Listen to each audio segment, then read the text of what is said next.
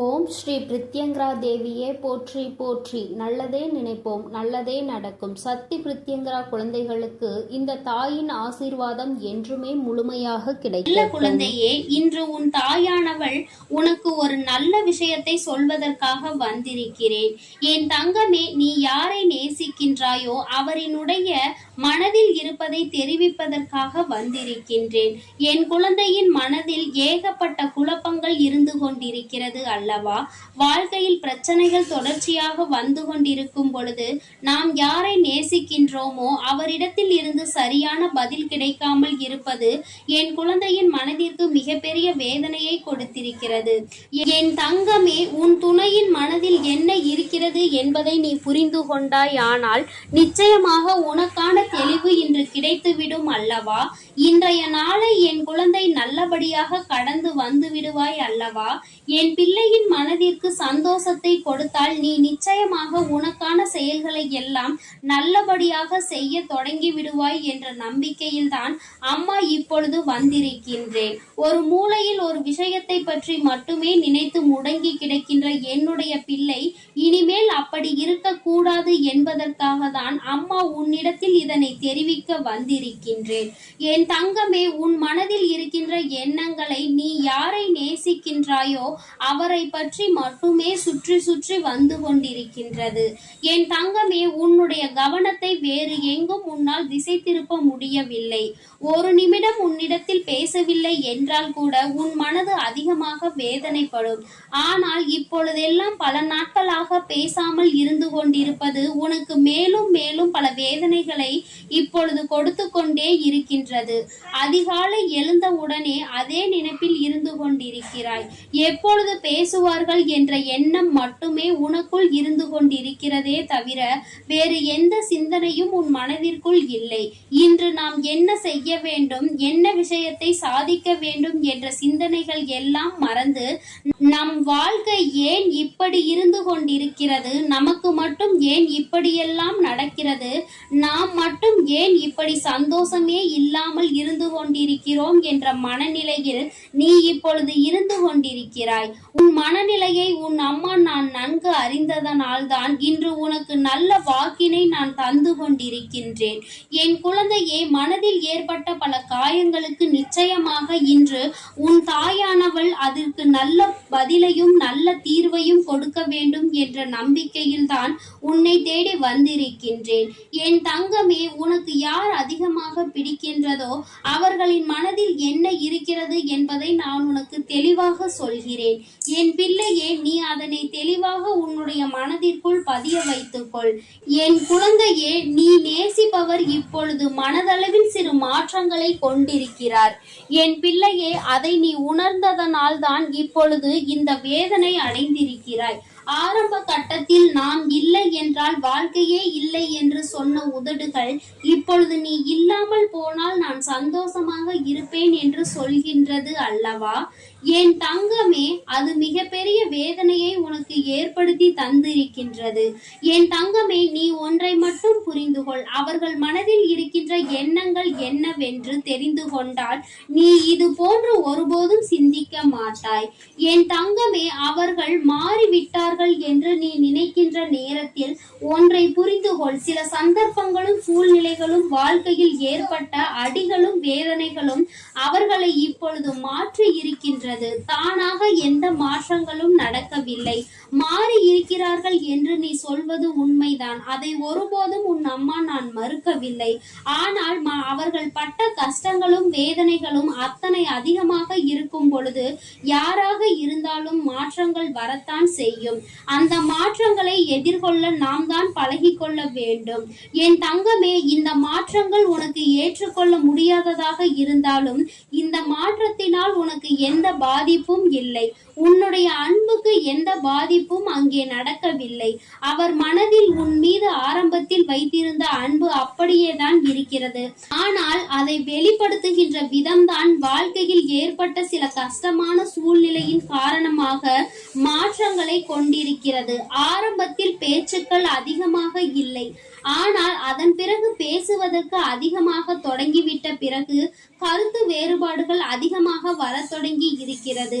இது போன்று கருத்து வேறுபாடுகள் ஏற்படும் போது இது நமக்கு உகந்த வாழ்க்கைதானா என்று நீ கூட சிந்திக்கின்றாய். ஆனால் உன்னுடைய அந்த நேசிக்கும் உறவானது, உன்னுடைய துணையானவர் ஒருபொழுதும் இந்த வாழ்க்கை நமக்கு சரியானது இல்லை என்று சிந்தித்தது கிடையாது. வார்த்தைகளை கோபத்தில் அதிகமாக விட்டாலும் எந்த ஒரு சூழ்நிலையிலும் நீ எனக்கு வேண்டாம் என்றோ இந்த வாழ்க்கை நமக்கு சரிப்பட்டு வராது என்றோ அவர் சொல்ல நினைத்ததே கிடையாது. என் தங்கமே, நீ கூட அவசரத்தில் ஏன் தான் இந்த வாழ்க்கையை தேர்ந்தெடுத்தேனோ, எதற்காக இந்த வாழ்க்கை எனக்கு இத்தனை கஷ்டத்தை கொடுத்து விட்டதோ, நான் எடுத்த தவறான முடிவினால் தான் இப்பொழுது அனுபவித்துக் கொண்டிருக்கிறேன் என்றெல்லாம் நினைத்திருக்கின்றாய். ஆனால் உன்னுடைய துணை ஒருபோதும் அப்படி நினைத்தது கிடையாது. அவரினுடைய உணர்வுகளுக்கு உன் தாயானவள் நான் நிச்சயமாக மதிப்பு கொடுக்கிறேன். அவரினுடைய எண்ணங்கள் என்ன தெரியுமா? நாம் எத்தனையோ கஷ்டப்பட்டு இந்த வாழ்க்கையை அடைய நினைக்கிறோம், ஆனால் நம்முடைய சூழ்நிலை இப்பொழுது சரியில்லையே. இந்த வாழ்க்கையை நாம் இப்பொழுது அமைத்து கொண்டால் நம்முடைய எதிர்காலம் நன்றாக இருக்குமா? நம்மை நம்பி வந்தவர்களை நாம் சந்தோஷமாக வைத்து பார்த்து கொள்ள முடியுமா என்ற அச்சத்தில் தான் இப்பொழுது உன்னை விட்டு சிறிது தூரம் விலகி நின்று கொண்டிருக்கிறார்கள். உன் மீது அதிக அன்பு கொண்டதால் தான் இந்த பிரிவு ஏற்பட்டிருக்கிறது என்பதை நீ புரிந்து கொள்ள வேண்டும். என் தங்கமே, அம்மா சொல்வது யார் உன் மீது உண்மையான அன்பு வைத்து சந்தர்ப்ப சூழ்நிலையினால் பிரிந்து நிற்கின்றார்களோ அவர்களுக்கு மட்டுமே பொருந்தும் என்பதையும் நீ புரிந்து கொள்ள வேண்டும். என்று உன்னை வாழ்க்கையில் இருந்து விரட்டி அடிக்க வேண்டும் என்று நினைத்து விலகி இருப்பவர்களுக்கு இது பொருந்தாது என்பதையும் நீ புரிந்து கொள்ள வேண்டும். என் தங்கமே, உனக்கு நல்ல வாழ்க்கையை கொடுப்பேன் என்று அவர்கள் வாக்குறுதியை கொடுத்திருக்கின்றார்கள் அல்லவா? ஆனால் அதை காப்பாற்ற முடியாத சூழ்நிலை ஏற்பட்டு விடுமோ, வாழ்க்கை நமக்கு மேலும் மேலும் கஷ்டத்தை கொடுக்கிறதே என்ற பயத்தினால்தான் இப்பொழுது உன்னை விட்டு ஒதுங்கி நின்று கொண்டிருக்கிறார்களே தவிர அவர்களினுடைய அன்பில் எந்த ஒரு மாற்றமும் இல்லை. குழந்தையே, நிச்சயமாக தன்னுடைய வாழ்க்கையில் உனக்கான இடத்தை அப்படியேதான் அவர்கள் வைத்திருக்கிறார்கள். உன்னிடத்தில் அதிகமாக பேச வேண்டும் என்று நிறைய விஷயங்களை தன் வாழ்க்கையில் தனக்கு நடக்கின்ற கஷ்டங்களையும் சோதனைகளையும் இன்பங்களையும் துன்பங்களையும் சேகரித்து வைத்துக் கொண்டிருக்கிறார்கள். எப்பொழுது உன்னோடு பேசுகின்ற சூழ்நிலை வரும் என்று எதிர்பார்த்து காத்து கொண்டிருக்கின்றார்கள். அவர்களுக்கான நேரத்தையும் அவர்கள் எதிர்நோக்கி நின்று கொண்டிருக்கிறார்கள். நம் வாழ்க்கையில் நம்மை நம்பி வந்தவர்களுக்கு ஒரு நல்ல நிலையை அமைத்து கொடுத்தால் போதும், ஒருபோதும் அவரை கைவிட மாட்டோம் என்கின்ற ஒரு நம்பிக்கையை கொடுத்த பிறகு இந்த வாழ்க்கையை நாம் அமைத்து கொள்ள முடியும் என்று அவர்கள் எண்ணுகிறார்கள். என் தங்கமே, இது ஒன்றுதான் இத்தனை பிரச்சனைகளுக்குமே காரணமே தவிர வேற எந்த ஒரு விஷயங்களும் கிடையாது. என் பிள்ளையே, நீ மாறிவிட்டாய் என்ற ஒரு வார்த்தையை மட்டுமே மனதிற்குள் வைத்துக்கொண்டு பிரச்சனைகளை உருவாக்குவதை விடுத்து மாற்றங்களுக்கு காரணம் என்ன, எந்த விஷயத்திற்கு நாம் அவர்களோடு துணை நிற்க வேண்டும் என்பதை எல்லாம் மனதிற்குள் புரிந்து கொண்டு அதன்படி நீ நடந்து கொள்ள வேண்டும். வாழ்க்கை துணை என்பது நீ நேசிப்பவர் என்பதும் உன்னில் பாதி என்பதை முதலில் புரிந்து கொண்டு அவர்களின் உணர்வுகளுக்கு முழுமையான மதிப்பு கொடுத்து எந்த ஒரு கஷ்டத்திலும் அவர்களோடு துணை நின்று நீ அவர்களின் பிரச்சனைகளை பகிர்ந்து கொள்ள வேண்டும். உன்னுடைய கஷ்டங்களை நான் பகிர்ந்து கொள்கிறேன் என்ற நம்பிக்கையை அவர்களுக்கு நீ கொடுக்க வேண்டும். எந்த சூழ்நிலையிலும் உங்களுக்குள் ஏதேனும் பிரச்சனை என்றால் அதில் என்னுடைய பங்களிப்பு இருக்கும், எந்த ஒரு கஷ்டத்திலும் நான் விலகி நிற்க மாட்டேன் என்ற நம்பிக்கையில் நீ உறுதியாக இருக்க வேண்டும். என் தங்கமே, இப்பொழுதெல்லாம் உறவுகளுக்குள் எதிர்பார்ப்பது நம்பிக்கையை மட்டும்தான். அந்த நம்பிக்கை என்ற ஒன்று முழுமையாக கிடைத்து விட்டால், அவர்கள் ஆழ் மனதிற்குள் அது பதிந்து விட்டால், அதன் பிறகு நிச்சயமாக பிரிவு என்ற ஒன்று யாருக்குமே ஏற்படாது.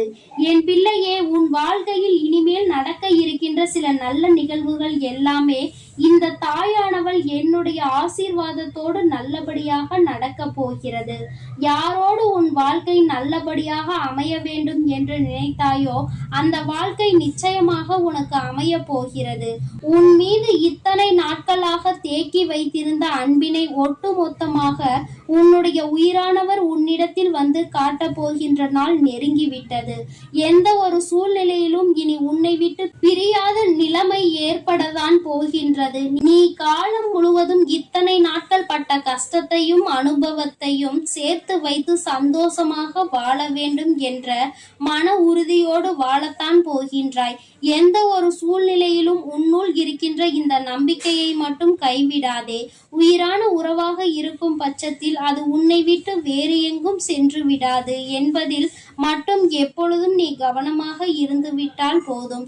யார் முன்னாலும் எந்த ஒரு சூழ்நிலையிலும் உன்னுடைய உயிரான அந்த உறவை விட்டு கொடுக்காமல் நீ சந்தோஷமாக இருக்கின்ற பட்சத்தில் நிச்சயமாக இனி உன்னுடைய வாழ்க்கை உனக்கு சொர்க்கமாக மாறும் என்பதை நினைவில் வைத்துக்கொள். என் செல்ல குழந்தையே, இந்த தாயானவளினுடைய ஆசீர்வாதங்கள் உனக்கு எப்பொழுதும் முழுமையாக இருந்து கொண்டே இருக்கும். அதனால் நீ எதற்காகவும் கலங்காதே, எதை நினைத்தும் வருந்தாதே. நீ நல்லதையே நினைத்தால் உன் வாழ்வில் எல்லாம் உனக்கு நல்லதாக மட்டுமே நடக்கும். ஓம் சக்தி. என் அன்பு குழந்தைக்கு இந்த சக்தி பிரித்யங்கராவின் அன்பும் ஆசீர்வாதமும் முழுவதுமாக கிடைக்கும். ஓம் ஸ்ரீ பிரித்யங்கரா தேவியே போற்றி போற்றி. ஓம் ஸ்ரீ பிரித்யங்கரா தேவியே போற்றி போற்றி.